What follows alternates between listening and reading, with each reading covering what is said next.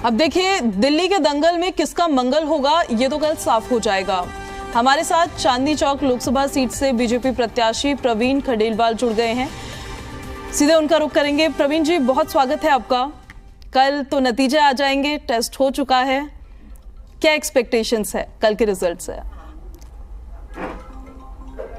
चुनाव हम जीत रहे हैं, न केवल चांदनी चौक बल्कि दिल्ली की 7 सीटें भारतीय जनता पार्टी बड़े बहुमत से जीत रही है। अब हम आएंगे ऑन व्हाट बेसिस, कौन कौन से मुद्दे आपको ऐसे लगता है जिसके तहत आप लोग इस चुनावी पारी में जीत हासिल करेंगे? देखिए, सबसे पहला जो बड़ा मुद्दा है वो है प्रधानमंत्री नरेंद्र मोदी द्वारा किए गए 10 साल के कामों की वजह से लोगों के मन में जो विश्वास जगा और चुनाव प्रचार में जिस तरीके से लोग जिन्हें हम जानते नहीं थे, पहचानते नहीं थे, जिनसे परिचय नहीं था, वो भी आए और उन्होंने हमें समर्थन दिया। दूसरा, पिछले 10 सालों में लोग दिल्ली की केजरीवाल सरकार से बुरी तरीके से तंग आ चुके हैं। वही हर साल बिजली की समस्या, वही हर साल पानी की समस्या, ट्रैफिक की समस्या, पार्किंग की समस्या, और इस प्रकार से समस्याओं का जंगल बना हुआ था। लोगों को ये लगा कि अब निश्चित रूप से एक व्यक्ति ऐसा है जो राष्ट्रवादी है, नरेंद्र मोदी, तो लिहाजा इस बार मजबूती के साथ मैंडेट देना है लोकसभा में नरेंद्र मोदी जी को, और इस कारण से हम चुनाव जीत रहे हैं। बाकी चुनाव जीतने के बाद एक एक व्यक्ति की आशाओं और आकांक्षाओं को पूरा करेंगे। जब आप काम की बात करते हैं प्रवीण जी, 10 साल के विकास की बात करती है बीजेपी या केंद्र सरकार, तो आपके विरोधी कहते हैं कि अगर इतना काम हुआ तो प्रत्याशी बदलने की जरूरत क्यों पड़ी? चांदनी चौक लोकसभा सीट पर भी प्रत्याशी बदले गए, इसके पीछे का कारण आपको क्या लगता है? देखिए, प्रत्याशी बदलने को क्योंकि विरोधियों के पास कहने के लिए कुछ नहीं है, इसलिए वो ऐसी बात कहते हैं। देखिए, आपको समझना होगा, Bharatiya Janata party cadre based संगठन है और हमारे यहाँ संगठन में समय समय पर यह तय किया जाता है कि कौन सा कार्यकर्ता किस रोल में रहेगा। तो पहले मैं दूसरे क्षेत्रों में काम कर रहा था, मुझे कहा गया कि अब आपको चांदनी चुनाव लड़ना है। डॉक्टर हर्षवर्धन जी एक लंबे समय से काम कर रहे थे, उनके लिए पार्टी ने जरूर कोई दूसरा रोल तय किया गया होगा। समय समय पर कार्यकर्ताओं के रोल चेंज होते रहते हैं। उसका ये मतलब नहीं है कि एक व्यक्ति से नाखुश है तो उसको दूसरे को दे दिया। ये जो ऐसा सोचते हैं वो मुझे अपना कहना है कि मुझे यही कहना है कि वो मानसिक दिवालियापन का शिकार है।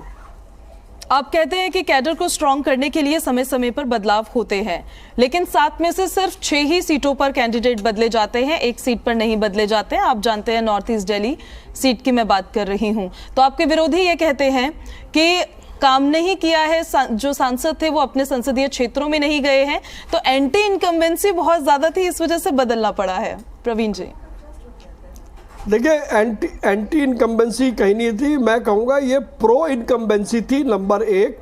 नंबर 2, अगर उनके इस आर्गूमेंट को माना जाए तो क्या इसका मतलब ये है कि कभी दूसरे लोगों को मौका नहीं मिलना चाहिए? क्या कभी दूसरे लोग जो और कार्यकर्ता हैं, क्या उनको कभी अवसर नहीं मिले कि वो भी अपनी श्रेष्ठता को सिद्ध कर सकें? भारतीय जनता पार्टी में ये साहस है कि वो इस प्रकार के प्रयोग करती है। भारतीय जनता पार्टी कोई परिवारवाद वाली पार्टी नहीं है, कांग्रेस की तरीके से या अन्य पार्टियों की तरीके से, जिनके पास केवल एक ही नेता है, घिसा पिटा नेता, जिसको चलाए जा रहे हैं। हमारे पास नेताओं की कमी नहीं है, हमारे पास कार्यकर्ताओं की कमी नहीं है, इसीलिए 6 बदले गए, तो इसमें आश्चर्य की क्या बात है? और ये तो भारतीय जनता पार्टी का अपना विषय है, उसमें कांग्रेस के पेट में दर्द क्यों होता है? ठीक है, आगे बढ़ते हैं। अब बात करते हैं चांदनी चौक लोकसभा कॉन्स्टिट्यूएंसी की। जेपी अग्रवाल आपके सामने आपके ओपोनेंट थे इन इलेक्शंस में, वो आपके लिए कितनी बड़ी चुनौती थे? क्योंकि 10वां लोकसभा चुनाव उन्होंने लड़ा, 3 बार के राज्यसभा के सांसद भी रहे, 1 बार के लोकसभा के सांसद भी रहे, तो वो कितनी बड़े चैलेंज थे आपके लिए इन इलेक्शन में? देखिए, जयप्रकाश अग्रवाल जी बहुत बुजुर्ग नेता है, मैं उनका सम्मान करता हूं, लेकिन चुनौती किसी प्रकार की कोई नहीं थी। कारण यह है कि जयप्रकाश जी 35 साल पहले चांदनी चौक छोड़ करके चले गए। पिछले 25 सालों से चांदनी चौक के किसी भी विषय पर कभी भी वो दिखाई नहीं दिए।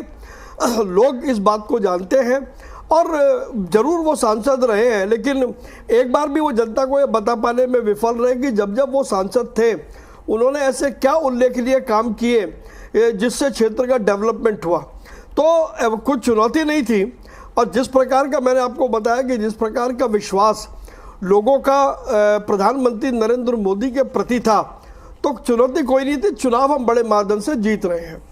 पिछले इलेक्शंस में 2019 में ये देखा गया कि डॉक्टर हर्षवर्धन ने 2 लाख के अंतर से जेपी अग्रवाल को चुनावी मैदान में पटकने दी थी, उनको हराया था। लेकिन इस बार सर थोड़े से समीकरण बदले, इस बार कांग्रेस और आम आदमी पार्टी एक साथ आई। तो आपको लगता है कि इसका असर इन इलेक्शंस में पड़ेगा आपके फेवर में, आपके अगेंस्ट में, कैसे भी? मुझे बिल्कुल भी नहीं लगता, क्योंकि ये कहने को गठबंधन था, बट वास्तव में ये राजनीतिक अवसरवादिता का सबसे बड़ा उदाहरण था। और दोनों एक दूसरे के करीब कितना आए इस बात को जनता अच्छी तरीके से जानती है। और सहारा दूसरे का जब ही लेना पड़ता है जब खुद की ज़मीन कमज़ोर होती है। कांग्रेस पार्टी की इस चुनाव में इतनी दुर्गति हुई है कि 130 साल से ज़्यादा की पार्टी कही जाने वाली कांग्रेस दिल्ली में 10 साल की उस पार्टी जिसके नेता अरविंद केजरीवाल ने उनके नेता राहुल गांधी को, सोनिया गांधी को और बहुत सारे लोगों को जेल भेजने का कहा था, कांग्रेस को उनके कंधों का सहारा लेना पड़ा और उनकी बी टीम बन करके दिल्ली में काम किया। तो निश्चित रूप से ये साफ पता लगता है कि जिनकी खुद की ज़मीन मजबूत नहीं है वो दूसरे की ज़मीन के हिसाब से खड़े होने की कोशिश करेंगे। कल परिणाम बताएंगे, वो औंधे मुंह जाकर के गिरने वाले हैं। ऐसे में उनकी तरफ से ये कहा जाता है सर कि लोकतंत्र को बचाने की लड़ाई लड़नी है उनको, इस वजह से ये सभी दल एक साथ आए हैं। इस बात का मैंने जिक्र इसलिए भी किया है क्योंकि इसके साथ ही मैं एक सवाल और ऐड ऑन कर रही हूं। मुख्यमंत्री अरविंद केजरीवाल की गिरफ्तारी कितना असर डालेगी इन इलेक्शंस में, आपका एनालिसिस क्या कहता है? आपके फेवर में, अगेंस्ट में, जैसे भी, क्योंकि वो कहते हैं कि जांच एजेंसियों का दुरुपयोग कर रही है केंद्र सरकार, आप कहते हैं कि भ्रष्टाचार के खिलाफ लड़ाई है ये। देखिए, 2 बातें हैं। पहली बात तो अरविंद केजरीवाल की गिरफ्तारी का कोई प्रभाव पड़ने वाला नहीं है। दूसरा, जो उनका कहना है कि वो एजेंसियों का दुरुपयोग हो रहा है, तो भाई अरविंद केजरीवाल को जेल भेजा वो कोर्ट ने भेजा, मोदी सरकार ने तो नहीं भेजा। जो भी व्यक्ति कानून का सम्मान नहीं करेगा, जो घोटालों में लिप्त रहेगा, जो भ्रष्टाचार में लिप्त रहेगा, तो जनता तो कानून अपना काम भी नहीं करेगा। कानून ने अपना काम किया, इसके लिए अरविंद केजरीवाल जी वापस तिहाड़ जेल में हैं। कानून का सम्मान हर एक को करना होगा, जो भी निर्णय कोर्ट करेगी हम उसका सम्मान करेंगे। क्या आपको लगता है सर कि भ्रष्टाचार के खिलाफ लड़ाई कोई फैक्टर इन इलेक्शंस में रहा है दिल्ली में? देखिए, निश्चित रूप से, क्योंकि भ्रष्टाचार पर लगातार प्रधानमंत्री नरेंद्र मोदी मुखर होकर के रहे। पिछले 10 सालों में तमाम तरह के भ्रष्टाचारियों पर खूब कार्रवाई हुई है, तो लोगों को लगा है कि देश को भ्रष्टाचार से मुक्त कर सकता है तो वो नरेंद्र मोदी जी कर सकते हैं, उनकी सरकार कर सकती है। क्योंकि 10 साल में नरेंद्र मोदी जी के ऊपर एक तरह के एक भी आरोप नहीं है। ये हमारे नेता की जो प्रतिबद्धता है उसको दर्शाता है कि लोगों का उनके प्रति कितना विश्वास है। एक सवाल मेरा आपसे और ये भी है, स्वाति मालीवाल वाला मैटर भी इन बिटवीन जब इलेक्शंस चल रहे थे, वोटिंग हो रही थी, तभी सामने आया, और इलेक्शंस के बीच में कोई मुद्दा आता है तो वो भी चुनावी मुद्दा बन जाता है, उसका भी क्या कोई असर पड़ा होगा इन इलेक्शंस पे? देखिए, मुझे ये तो नहीं पता कि उसका असर पड़ा, लेकिन एक बात मैं जरूर कहना चाहता हूँ कि यह कांग्रेस पार्टी और आम आदमी पार्टी के लोग महिला सम्मान की बड़ी बड़ी बातें किया करते थे, लेकिन कितना दुर्भाग्य है कि दिल्ली के मुख्यमंत्री के सुरक्षित निवास में उन्हीं की पार्टी की सीनियर कार्यकर्ता और राज्यसभा सांसद के साथ उनके स्टाफ ने उनका दुर्व्यवहार किया और मुख्यमंत्री के मुंह से एक शब्द भी नहीं निकला। मुख्यमंत्री चाहते तो तुरंत कार्रवाई कर सकते थे, उलट वो विभव कुमार को लेकर के जगह जगह पर कैंपेनिंग में घूमते रहे। और मुझे तो ताज्जुब होता है कांग्रेस पर, कांग्रेस के किसी भी नेता ने एक शब्द भी इस बारे में नहीं बोला। इससे साफ जाहिर है कि कांग्रेस और आम आदमी पार्टी दोनों को महिला सम्मान के विषय में उनकी कोई प्रतिबद्धता नहीं है। और इतना बड़ा कांड हुआ, ना तो कोई कांग्रेस का नेता बोला और ना आम आदमी पार्टी का नेता बोला। अल्टीमेटली कोर्ट को बीच में आकर के संज्ञान लेना पड़ा और विभव कुमार आज जेल में आए हैं, वो उनसे पूछताछ चल रही है। तो मुख्यमंत्री होने के नाते अरविंद केजरीवाल का दायित्व नहीं था कि वो प्रथम दृष्टया जो आरोपी था उसके खिलाफ तुरंत कार्रवाई करते। ऐसा करने में वो फेल हो गए। इससे पता लगता है कि इस पूरे प्रकरण के पीछे कहीं ना कहीं अरविंद केजरीवाल का भी हाथ था।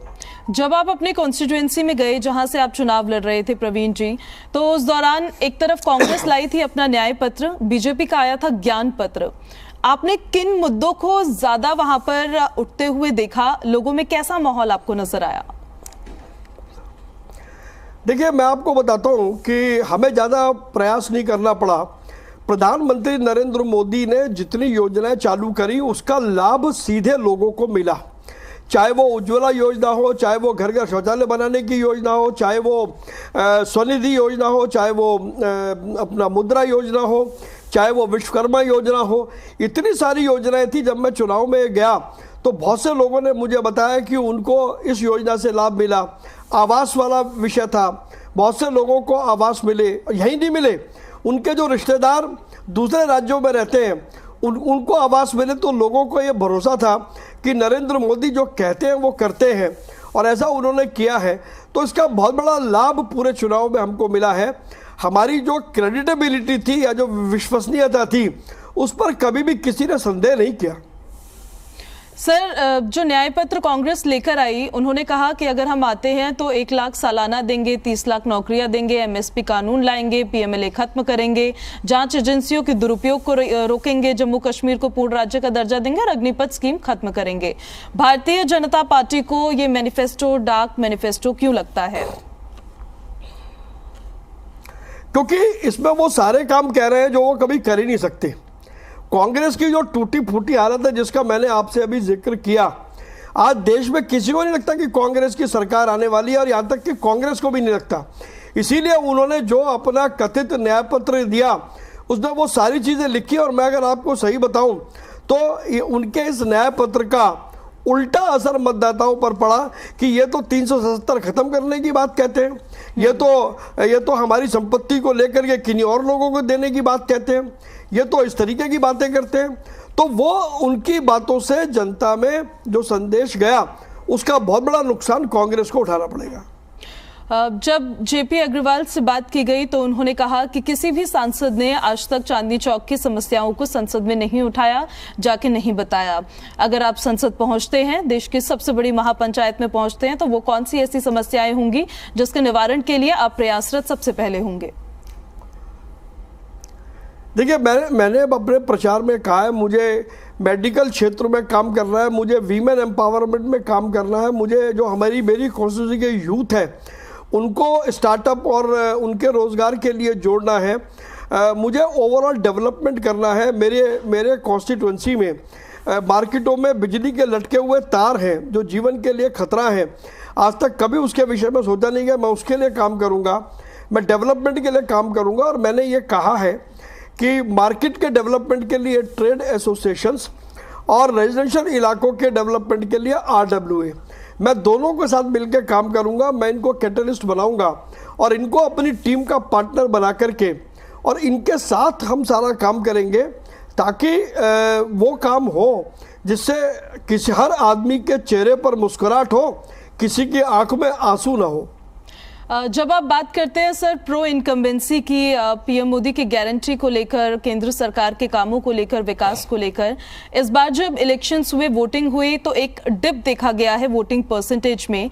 जब तो प्रो इनकम्बेंसी होती है तब तो खुलकर वोटर बाहर निकलता है, जाके वोट करता है, अपनी सरकार को चुनता है, लेकिन इस बार जो डिप देखा गया उसको आप किस तरीके से एनालाइज करते हैं?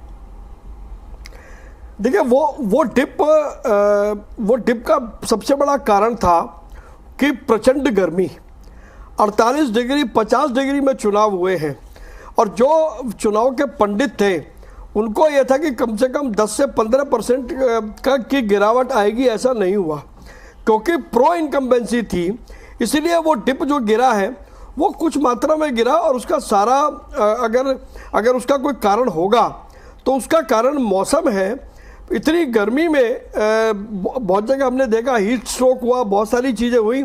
उसके बावजूद मैं सभी मतदाताओं का धन्यवाद करना चाहता हूं कि उन्होंने बहुत हिम्मत से मौसम का सामना किया और जब चुनाव वाले दिन जब वोटिंग हो रही थी, लोग लगातार वोट डाल रहे थे, तो मैं मानता हूं कि प्रो इनकम्बेंसी का ये एक फ़ायदा है कि अगर परिस्थिति कुछ भी हो, लोग फिर भी वोट करने आते हैं और परिवार सहित वोट करने आते हैं। हमने कांग्रेस की बात की प्रवीण जी, भारतीय जनता पार्टी की बात की, आम आदमी पार्टी, क्योंकि उनकी तो सरकार है दिल्ली में, कुछ गारंटियां उन्होंने भी दी थी। अब जो उनका दिल्ली मॉडल है वो उन्होंने नेशनली बता दिया कि जैसे हमने दिल्ली में काम किया, 24 घंटे बिजली दी हमने, फ्री बिजली दी हमने, और पानी का बिल माफ किया हमने, और शानदार स्कूल देंगे हम, मोहल्ला क्लिनिक्स देंगे जो वो दिल्ली में भी काम कर रहे हैं, सरकारी अस्पताल शानदार बनाएंगे, फ्री इलाज करवाएंगे, एमएसपी देंगे, दिल्ली को पूर्ण राज्य का दर्जा देंगे। प्रधानमंत्री नरेंद्र मोदी की गारंटी के सामने मुख्यमंत्री की जो ये गारंटीज है उसको वो कहां पे स्टैंड करती है? देखिए, अगर अस्पताल शानदार होते तो अरविंद केजरीवाल दिल्ली सरकार के अस्पताल में इलाज कराते, वो दूसरे अस्पताल में नहीं जाते। यदि स्कूल अच्छे होते तो अपने बच्चों को उसी शानदार स्कूल में पढ़ाते, दूसरे स्कूल में नहीं पढ़ाते। इस प्रकार, और अगर मोहल्ला क्लिनिक, उनके मोहल्ला क्लिनिक की सच्चाई सब पूरे दिल्ली के सामने आ चुकी है। और जिस बिजली पानी की वो बात करते हैं, तो बिजली पानी का तांडव पिछले दिनों में किस प्रकार से दिल्ली में हो रहा है, ये किसी से छुपा हुआ नहीं है। आपके चैनल ने भी वो सारे दृश्य दिखाए हैं कि लोग पानी के लिए मारे फिर रहे हैं, इलाकों में बिजली नहीं है, और सवाल रहा मुफ्त में बांटने का। तो अरविंद केजरीवाल हर चीज़ को सरकारी खजाने से मुफ्त में बांटना चाहते हैं। कहीं ना कहीं इस प्रवृत्ति पर भी रोक लगनी चाहिए कि वो पैसा टैक्स पेयर का है, वो पैसा जनता का है। जनता के पैसे को आप अपने पॉलिटिकल स्वार्थ के लिए खर्च करें, यह उचित नहीं है। अरविंद केजरीवाल जो बड़ी बड़ी नैतिकता की बातें करते थे, उनकी सारी नैतिकता खुल कर के लोगों के सामने आ गई है, और वो अभी तो दिखाई देगी कल जब वोटिंग होगी, जब काउंटिंग होगी, और 6-8 महीने बाद जब दिल्ली विधानसभा के चुनाव होंगे, तब दिल्ली वाले गिन करके अपना बदला अरविंद केजरीवाल से लेने वाले हैं। चलिए, चांदनी चौक की जनता कल किसको आशीर्वाद देगी, उन रिजल्ट्स का इंतजार हमको भी रहेगा। आपको कल के लिए गुड लक और बहुत बहुत शुक्रिया आपका हमारे साथ जुड़ने के लिए।